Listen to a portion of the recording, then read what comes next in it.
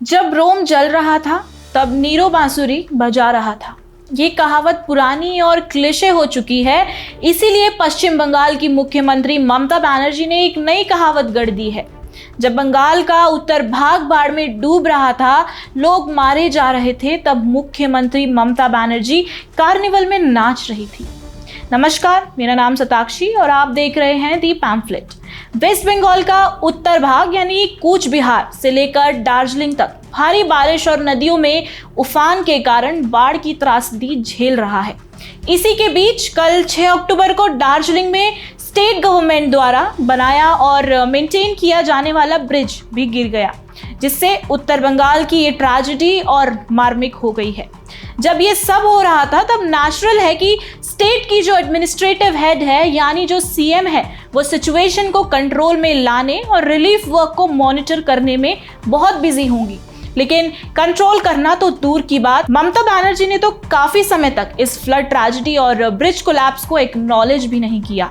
जब तक प्रधानमंत्री नरेंद्र मोदी ने 2 अलग अलग ट्वीट्स में ब्रिज कोलैप्स, बाढ़ और लैंडस्लाइड्स में अपने जान गंवाने वाले नॉर्थ बंगाल के लोगों के लिए कंडोलेंस एक्सप्रेस किए, ट्रेजेडी हिट नॉर्थ बंगाल की लगातार मॉनिटरिंग की और जानकारी दी, और जब तक इन इलाकों में एनडीआरएफ की टीम को भेजकर रिलीफ वर्क शुरू हुआ, तब तक उस सीएम की ओर से एक शब्द भी नहीं बोला गया, जिन्हें सबसे पहले इस स्ट्रैटेजी से लड़ना था।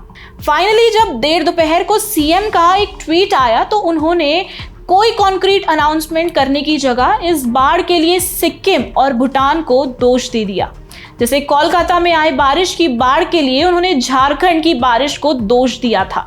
ये सच है कि सिक्किम और भूटान की बाढ़ से उत्तर बंगाल प्रभावित हुआ है, लेकिन दार्जिलिंग में जो स्टेट गवर्नमेंट की पब्लिक वर्क्स डिपार्टमेंट के द्वारा बनाई और मेंटेन की जाने वाली ब्रिज कोलैप्स हुई, उसमें तो किसी अन्य राज्य, किसी देश या किसी राजनीतिक पार्टी की साजिश नहीं हो सकती, लेकिन उस पर उन्होंने कुछ नहीं बोला। हालांकि फाइनली जब सीएम ने ट्वीट किया तो उन्होंने लिखा कि वो नॉर्थ बंगाल की परिस्थिति को राउंड द क्लॉक मॉनिटर कर रही हैं। राउंड द क्लॉक का मतलब 24 घंटे, मतलब अकॉर्डिंग टू हर उन्हें कंट्रोल रूम में होना चाहिए या ग्राउंड जीरो में होना चाहिए। खैर, ऐसा कहने के बाद वो घर से निकली भी। किसी को लगा कि वो सीधे बाढ़ प्रभावित इलाके में जाने के लिए फ्लाइट लेंगी। कम आशावादी लोगों ने कहा कि वो अपने कार्यालय जाकर बड़े स्क्रीन पर स्थिति की मॉनिटरिंग करेंगी। खैर, सीएम का काफिला निकला, पर ना तो वो एयरपोर्ट पहुंचा और ना ही उनके कार्यालय, ना कंट्रोल रूम। काफिला सीधे पहुंचा कोलकाता के रेड रोड पर, जहां दुर्गा पूजा के बाद एक कार्निवल लगाया जाता है, जिसमें शहर की कई मुख्य पंडालों की देवी प्रतिमाएं विसर्जन से पहले रेड रोड से ले जाई जाती हैं और मुख्यमंत्री ममता बनर्जी परेड की सलामी लेने की तरह हर पूजा कमेटी की देवी प्रतिमा को एक के बाद एक देखती हैं। तब जाकर माता का विसर्जन होता है। यहाँ ये बताना जरूरी है कि 15 अगस्त की परेड की तरह विसर्जन करने का कोई सांस्कृतिक विधान नहीं है।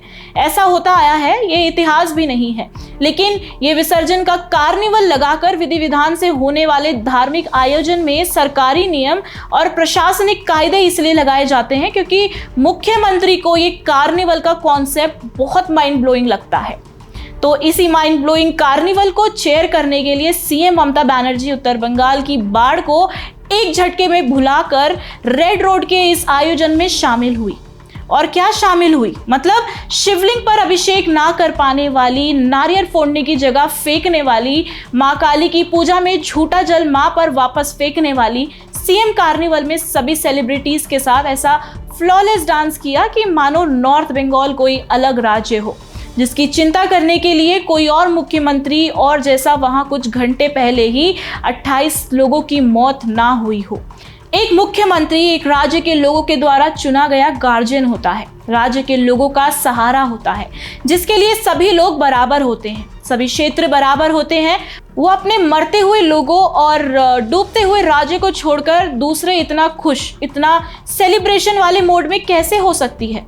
मुख्यमंत्री ममता बनर्जी को कार्निवल में नाचते हुए देखते लोगों में वो लोग भी शामिल होंगे जो ये सोचकर खबर देख रहे होंगे कि आज हमारे इस ट्रेजेडी के बीच हमारी मुख्यमंत्री हमारे लिए क्या करेगी।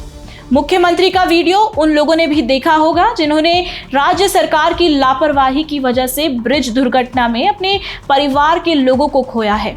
सीएम की इस इनसेंसिटिविटी को उन सभी लोगों ने देखा होगा जिन्हें इस समय किसी के साथ की, किसी की संवेदना की सबसे अधिक जरूरत थी। ये एक दिन की घटना नहीं है। नॉर्थ बंगाल में बाढ़ हमेशा नहीं रहेगी, हमेशा ये लोग पीड़ित नहीं रहेंगे। आने वाले समय में जब सभी लोग अपने रेगुलर लाइफ में लौट जाएंगे, तब भी उन्हें याद रहेगी ये इनसेंसिटिविटी। याद रहेगा मुख्यमंत्री द्वारा लोगों की पीड़ा का मजाक बनाना।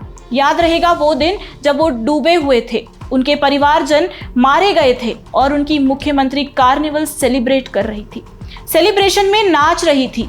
खबर है कि आज 7 अक्टूबर को सीएम ममता बनर्जी दार्जिलिंग जाएंगी, लेकिन तब तक कार्निवल में किया गया ये सेलिब्रेशन का नमक उत्तर बंगाल के लोगों के घाव पर छिड़का जा चुका होगा।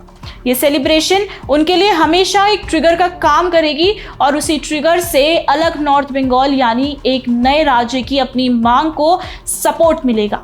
या समय अलग राज्य की मांग कर रहे लोगों को दोष दिया जाएगा। सीएम की ओर से कहा जाएगा कि इन लोगों को भड़काया गया है, राज्य का माहौल खराब किया जा रहा है। लेकिन जब ऐसा होगा तब इस बात को भुला दिया जाएगा कि जब उत्तर बंगाल डूब रहा था तब एक मुख्यमंत्री कार्निवल में नाच रही थी।